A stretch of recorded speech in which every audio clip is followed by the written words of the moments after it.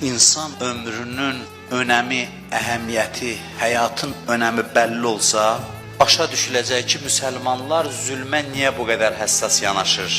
Niyə bu dinin ardıcılları həyata qəsd eləyən bəşəriyyət düşmənlərinə niyə çox həssas yanaşır? Niyə bir günahsız insanın ölümünə dözə bilmir? O adamlar var ki, bir düyməni basmaqla yüzlərlə, minlərlə insanın ömrünə son qoyur. Din niyə bunları lənətləyir?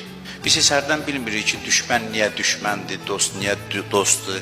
Niyə bu qədər bu bəşəriyyət düşmənlərinə biz həssas yanaşırıq? Niyə bizdə həmişə salamın yanında lənət də var?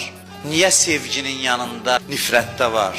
Xocalıda bir gecədə nə qədər insanı qətlə yetiriblər? Niyə biz bu qədər bu məsələyə həssasıq? Bu təkcə insani duyğulardan deyil, eyni zamanda biz başa düşürük müsəlman olaraq ki, həyat müqəddəsdir, ona qəsd eləmək olmaz. Normal insan həyatına qəsd eləməz.